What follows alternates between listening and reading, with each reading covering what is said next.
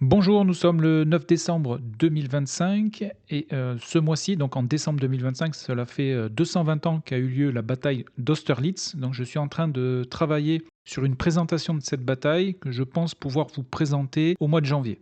Pour ce qui est de l'Ukraine, donc je vous propose aujourd'hui un nouveau bulletin d'information au 9 décembre 2025. Dans la nuit du 5 au 6 décembre, les Russes ont lancé une attaque combinée sur l'Ukraine, une des plus importantes de l'année 2025. Plus de 600 Guéranes ont été lancés, 51 missiles ont également été utilisés dans cette frappe combinée, dont 3 Kinjal, donc lancés depuis 3 MiG-31, 9 Tupolev 95 et 3 Tupolev 160 ont également été déployés, notamment pour lancer des missiles Kh-101, des missiles balistiques type Iskander également. La ville de Kiev a notamment été touchée avec des infrastructures énergétiques qui ont été ciblées et atteintes, donc notamment à Kiev, mais également des dégâts dans les habitations privées, un entrepôt. La gare de Fastiv a également été bombardée. La ville de Dnipro également touchée. Odessa, installation énergétique. Sur Tcherniv, ce sont des infrastructures critiques qui ont été également touchées. Sur Lvov, des habitations privées. Direction à présent donc le terrain, où nous allons commencer avec une frappe de drone ukrainien sur une raffinerie russe,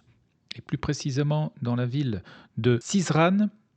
Donc cette raffinerie exactement ici a été touchée le 5 décembre donc par des drones kamikazes ukrainiens.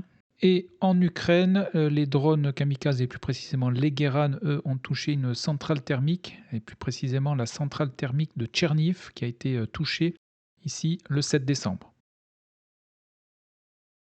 Ensuite, direction la ligne de front. Sur le front de Soumy, aucune information ni modification ces 7 derniers jours. Donc nous allons passer directement sur le front de Kharkov et plus précisément dans la ville de Voltchansk où les Russes ont progressé cette dernière semaine en sécurisant donc notamment toute la partie nord de la ville et en passant même la rivière Vovcha qui se trouve ici. Ils ont réussi à sécuriser ici les abords sud de cette même rivière. Le village de Tikié est passé entièrement sous leur contrôle. Et les Russes maintenant contrôlent plus de 90% de la ville de Vovchansk, puisqu'il reste ici une partie encore dans la zone grise. Je n'ai pas eu de confirmation à ce jour. Et les Ukrainiens, et plus précisément leurs forces aériennes, ont tenté de ralentir ici cette avancée en bombardant ici ce secteur avec plusieurs GBU-39 hier dans la journée. Sur la partie sud de Vovchansk, ici, on note une nouvelle avancée des Russes jusque dans le village de Vilcha, ici, puisque une de leurs positions y a été bombardée ici le 8 décembre. Sur Sinelnikovie, une position ukrainienne a été bombardée ici dans le village le 2 décembre. C'est pour ça que je n'ai pas étendu ici la zone de contrôle russe. Et au sud de ce même village, et plus précisément sur Liman, c'est une position russe qui a été bombardée ici le 5 décembre. Donc en plus d'avoir sécurisé une grande partie de la ville de Volchansk, les Russes ont lancé, par l'entremise de leur infanterie, de nouvelles attaques ici au sud de la ville et plus précisément sur Vilcha et Liman. On se déplace sur le front donc de Louhansk. Sur la partie nord, pas d'informations. Dans la ville même de Kupiansk, je n'ai pas noté de modification de zone de contrôle cette dernière semaine. Dans la partie sud de la ville, plusieurs positions des deux armées ont été attaquées par des drones kamikazes. Ici, on a une position russe qui a été attaquée donc, le 2 décembre par des drones kamikazes ukrainiens. Et là, c'est l'inverse. C'est l'infanterie ukrainienne qui a été bombardée par des drones kamikazes dans cette même journée du 2 décembre. Donc, dans ce quartier ici d'immeubles de grande hauteur, le secteur est actuellement disputé. Au sud-est de Piansky, un char ukrainien a été détruit le 5 décembre par un drone kamikaze russe. On se déplace sur ce front donc de Louhansk. Un petit peu plus au sud et plus précisément à l'ouest de Novovodiyane, l'infanterie russe a progressé. Ils ont hissé ici leur drapeau dans la journée du 7 décembre. Ce qui a eu ici pour effet de passer cette zone ici sous leur contrôle. Et sur la partie sud du front de Louhansk, une petite avancée également ici des Russes à l'est de Derilovier, en direction de la première ligne défensive au nord de Liman, puisque pour rappel, la ville de Liman ici est protégée au nord par 2 lignes défensives. Et les Russes ont atteint donc la première ligne défensive ici, puisque ces fortifications ont été bombardées ici par l'artillerie ukrainienne le 3 décembre. Ce qui veut donc dire que l'infanterie russe est présente dans ce secteur. Au nord-ouest de Liman et plus précisément à l'est du village de Yarova, ici, l'infanterie ukrainienne a contre-attaqué suite à une attaque préalable de l'infanterie russe. Des combats rapprochés, lesquels ont eu lieu le 4 décembre et dans lesquels 3 soldats russes ici ont été tués dans les combats. Donc ici, extension de la zone grise en défaveur de la zone qui était précédemment sous contrôle ukrainien. On se déplace et nous arrivons maintenant sur le front de Siversk où les Russes ont de nouveau progressé. Les abords est et une partie de la ville à l'est sont maintenant sous leur contrôle. Dans le centre de Siversk, ici, les positions des deux armées y ont été bombardées. Donc dans un ordre chronologique, ici le 7 décembre, c'est une position ukrainienne qui a été attaquée par des drones kamikazes russes dans le centre de Siversk.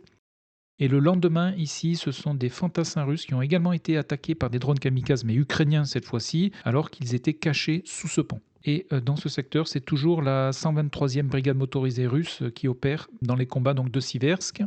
Sur la partie nord, ici, les Russes ont sécurisé cette partie du terrain, dont le village de Dronivka. Et sur la partie sud, maintenant, les abords nord de Vimka sont passés sous contrôle de l'armée russe. Dans le village de Zvanivka, dans la précédente vidéo, c'était des positions ukrainiennes qui avaient été bombardées dans ce même village. Ici, le 2 décembre, une vidéo a été publiée dans laquelle une carcasse d'un M113 a été publiée. Et sur le nord-ouest de Zvanivka, on peut observer l'infanterie russe dans une vidéo qui a été publiée le 2 décembre, progresser au nord-ouest de ce même village. Et dans cette progression, ils ont fait un prisonnier ukrainien.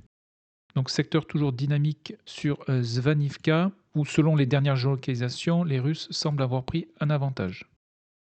On se déplace vers le sud. Le secteur entre Sako, Ivanseti et Fedorivka est passé sous contrôle de l'armée russe. Et nous allons maintenant nous attarder un petit peu sur les géolocalisations de matériel détruit, puisqu'ici c'est un canon automoteur ukrainien qui a été détruit par un drone kamikaze le 8 décembre.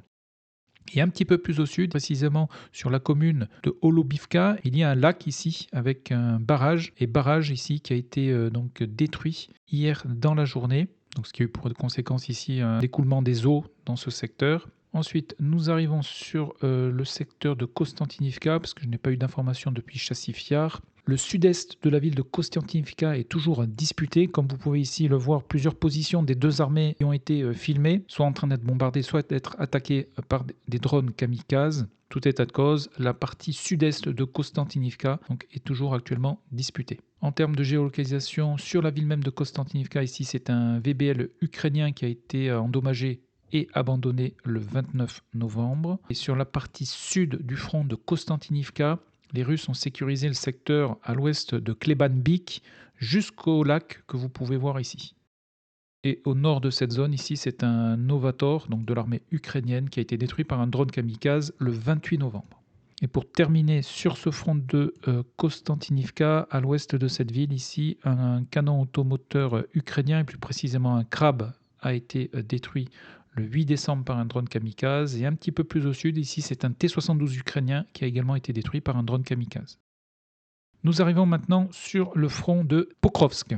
Alors on va commencer avec le secteur de Chakovier où 3 blindés de l'armée ukrainienne ont été mis ici hors de combat entre les 28 et 4 décembre, dont un BTR-60 détruit par un drone kamikaze. Donc sur le front de Pokrovsk, nous avons en termes de géolocalisation de matériel détruit d'importantes pertes russes au sud de Chakovier, donc au nord-est de Pokrovsk, comme vous pouvez ici le constater. On va les survoler. Je ne vais pas pouvoir cliquer sur toutes les destructions, mais ici vous pouvez vous en faire une idée de l'importance donc, des destructions qui ont actuellement lieu donc, de part et d'autre sur le front de Pokrovsk, avec beaucoup de blindés ici qui ont été détruits en début de mois.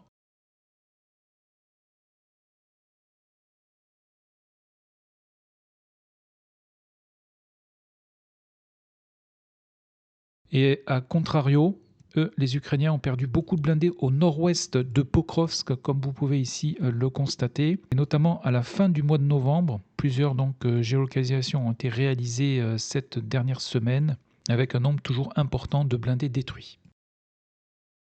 Un petit peu plus à l'est, sur Rodinsky, 2 autres blindés ukrainiens ont été mis hors de combat les 25 et 26 novembre. Un Striker a été abandonné ici. Et un T-72 a lui été détruit par un drone kamikaze russe. Et dans cette même ville de Rodinsky, sur la partie nord, une position russe y a été bombardée il y a 48 heures.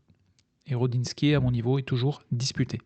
Ensuite, nous arrivons sur Pokrovsk et Mirnorad. Nous allons commencer avec la partie est à Mirnorad, puisque les Russes ont sécurisé les abords sud de cette ville cette dernière semaine. secteur qui était précédemment dans la zone grise et d'où l'armée ukrainienne avait commencé une retraite il y a maintenant 15 jours. Donc ce secteur est entièrement maintenant passé sous contrôle de l'armée russe. Comme vous pouvez le voir, c'était un secteur qui était très fortifié avec plusieurs positions et réseaux de tranchées. Sur la ville de Myrnorad, alors la garnison de la 79e brigade aéroportée ukrainienne est maintenant isolée, puisque comme vous pouvez le voir ici, il n'y a plus de lien terrestre entre la garnison de Myrnorad et le reste de l'armée ukrainienne qui est maintenant au nord de Pokrovsk. Au sud de Myrnorad, les Russes ont progressé. Il y a 48 heures ici, une position de l'armée russe y a été bombardée. Et sur la partie nord, une des FAB ont été donc larguées par les forces aérospatiales russes dans ce secteur. Donc les Ukrainiens sur Myrnorad sont actuellement approvisionnés par drone, puisque comme vous pouvez le voir ici, il n'y a plus de lien terrestre. On se déplace un petit peu plus vers l'ouest, vers Pokrovsk, où on note une nouvelle avancée des Russes ici au nord-ouest de la ville. Un drapeau ici a été hissé le 2 décembre. Et sur la partie nord-est de Pokrovsk, on note toujours une présence de l'armée ukrainienne avec plusieurs géolocalisations. Dans un ordre chronologique ici, le 3 décembre, c'est une position ukrainienne qui a été bombardée. Ensuite, 3 jours plus tard, dans le centre de Pokrovsk, des fantassins ukrainiens ont hissé leur drapeau. Et enfin, au sud de Rivne, hier dans la journée, une position ukrainienne y a également été bombardée. Et dans la même journée, donc de ce 8 décembre, sur la partie nord de Rivne, ici, ce sont des soldats russes qui ont hissé leur drapeau. Donc, comme vous pouvez le constater avec ces dernières géolocalisations, je laisse ce secteur dans la zone grise, ce qui n'a pas empêché ici les Russes de sécuriser cette partie du secteur au nord de Ri. D'ailleurs, ici, un de leurs drapeaux a été hissé le 2 décembre, donc il y a maintenant une semaine. Et sur le nord de Pokrovsk, ici, une position russe a été attaquée le 7 décembre. Et si on se déplace un petit peu plus vers le nord, il y a une position russe qui a été bombardée dans cette bande forestière le 5 décembre.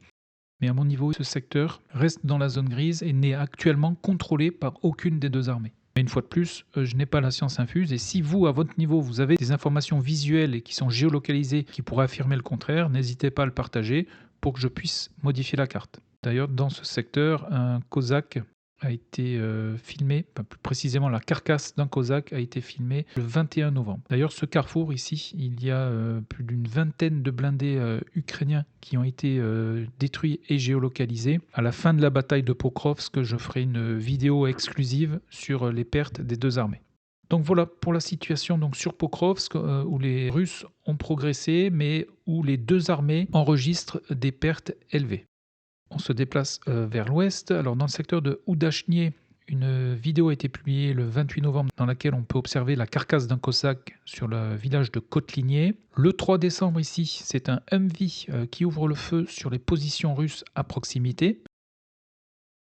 Et enfin, sur l'ouest, dans ce complexe industriel, des combats ont été filmés le 2 décembre. Combats donc qui opposaient les fantassins des deux armées et qui n'a pas permis à ce jour de définir qui contrôle ce secteur. À l'ouest de Oudachnie et sur la frontière entre l'oblast de Donetsk et de Dnipro, une position russe ici a été bombardée, donc à l'ouest du village de Molodetskié, donc le 3 décembre. On se déplace sur ce front de Dnipro. Dans le secteur du village de Novopavlivka, des positions russes y ont été bombardées le 4 décembre, donc dans ce même village. Et a posteriori de ces vidéos qui ont été géolocalisées, les 5 et 8 décembre, ce sont des positions ukrainiennes qui ont été bombardées plus au sud. Et notamment ici au nord-ouest de Filia, dans cette zone exactement. Donc avec ces informations, je laisse tout ce secteur dans la zone grise. On se déplace vers l'ouest. Alors sur Ivanivka, qui avait été déclaré comme sous contrôle des Ukrainiens, à mon niveau, j'ai encore eu une vidéo donc géolocalisée ici avec des Russes qui ont détruit un abri souterrain ici le 3 décembre. Donc à mon niveau, je laisse Ivanivka dans la zone grise comme étant disputée. On continue sur ce front. Quelques modifications ici dans le secteur de Oleksandrorad qui est repassé sous contrôle de l'armée ukrainienne ces dernières 24 heures, ce qui a permis ici aux Ukrainiens de sécuriser donc, le village. Et à contrario, ici, ce sont les Russes qui ont pris le contrôle de Chishnevie et de Sosnivka, et ce qui a permis aux Russes donc, de sécuriser ces deux parties du terrain. Dans le village de Orestopil, l'infanterie russe y a été attaquée par des drones kamikazes le 2 décembre. Comme au niveau, ce village reste dans la zone grise avec un avantage pour les Russes puisque la dernière géolocalisation est à mettre à leur profit. C'est pour ça que je laisse une arme avec la couleur de l'armée afférente. On se déplace vers l'ouest sur Tikié, où l'armée ukrainienne est passée à la contre-attaque le 6 décembre, puisqu'à la fin du mois de novembre, ici c'était les Russes qui avaient attaqué le village, et ici, donc il y a 3 jours, ce sont les Ukrainiens qui sont repassés à l'attaque dans le village.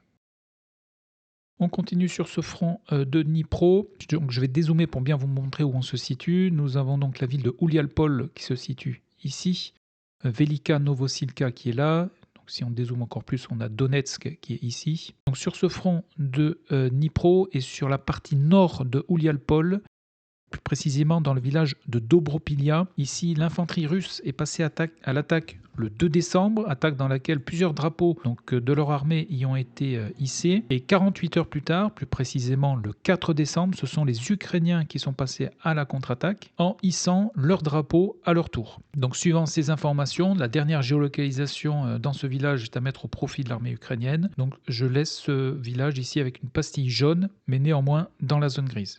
On se déplace vers le sud, entre les villages de Prilouki et de Rivnopilia. Plusieurs positions de l'armée russe y ont été bombardées ici dans la zone grise les 4 et 5 décembre. On se déplace vers le sud et nous arrivons maintenant sur la ville de Oulialpol, où les fantassins russes sont entrés donc dans la ville à l'est, comme vous pouvez le voir ici, avec 2 géolocalisations, notamment les 2 et 7 décembre. Ici, l'infanterie russe a été attaquée par des drones kamikazes ukrainiens et ici, elle y a été bombardée par l'artillerie ukrainienne. La ville de Oulialpol a été soumise au bombardement des forces aérospatiales russes et notamment les 2 et 5 décembre, dans lesquels plusieurs FAB se sont abattus donc sur la ville. Et en termes de géolocalisation de matériel détruit dans Oulialpol, dans un ordre chronologique, ici le 27 novembre, nous avons un T-55 ukrainien qui a été filmé, plus précisément ce qu'il en restait, donc dans ce hangar exactement, carcasse fumante du T-55 ukrainien. Et au nord-ouest de la ville, c'est un VBL ukrainien qui a été filmé donc hier dans la journée, ou du moins ce qu'il en restait. Donc voilà pour le secteur de Oulialpol, qui ouvre donc le front de Zaporizhia, front sur lequel des géolocalisations ont été réalisées à l'est de Mala Tokmachka, et donc dans un ordre chronologique, ici nous avons une position ukrainienne qui a été bombardée le 4, et le lendemain ici c'est une position russe qui a été bombardée depuis un drone ukrainien. Au sud-est de Mala Tokmachka, ici les Russes ont sécurisé donc cette partie du terrain. Et dans le secteur de Robotine, ici à l'ouest du village, 2 blindés russes y ont été détruits le 22 novembre. Donc il s'agit d'un MTLB et d'un char. Les 2 ont été détruits par des drones kamikazes ukrainiens. Et un petit peu plus à l'ouest ici, un T-90 russe a été détruit le 30 novembre par un drone kamikaze ukrainien dans le village de Peremoznie, alors qu'il était caché ici dans ce hangar. Donc nous allons terminer des informations sur la ligne de front avec la partie ouest du front de Zaporizhia, plus précisément donc le secteur au nord-ouest de Plavny, en direction du village Stepnoirsk. Dans ce même village ici, le 2 décembre, une position russe y a été bombardée. Et cette avancée russe donc, dans ce village a permis aux Russes de sécuriser cette partie du terrain. Et au nord du secteur, pour terminer sur le front de Zaporizhia, ici nous avons 2 blindés ukrainiens qui ont été détruits dans la même journée du 28 novembre. Ici un Titan, donc c'est un VBL qui est filmé en feu. Et ici c'est un YPR 765 qui a été détruit par un drone kamikaze russe.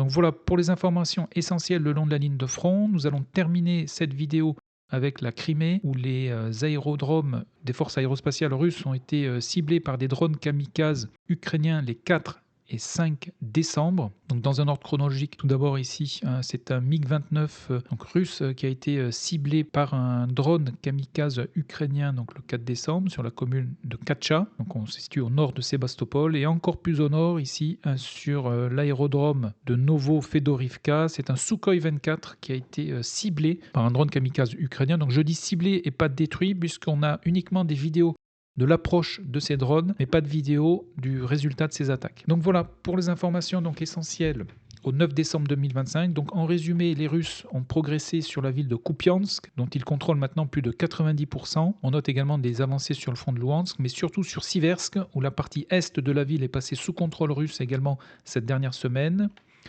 une avancée au sud du front de Konstantinivka. Sur le front de Pokrovsk, les abords sud de la ville de Myrhorod sont maintenant sous contrôle de l'armée russe. La garnison ukrainienne de Myrhorod est isolée. On note encore la présence de soldats ukrainiens dans le centre de Pokrovsk. Et enfin, sur le front de Dnipro et de Zaporizhia, les combats pour la ville de Oulialpol ont commencé avec la présence de l'armée russe dans les faubourgs est. Et le front de Zaporizhia, on note des légères avancées russes au sud de Malatokmachka et au nord-est de Plavny.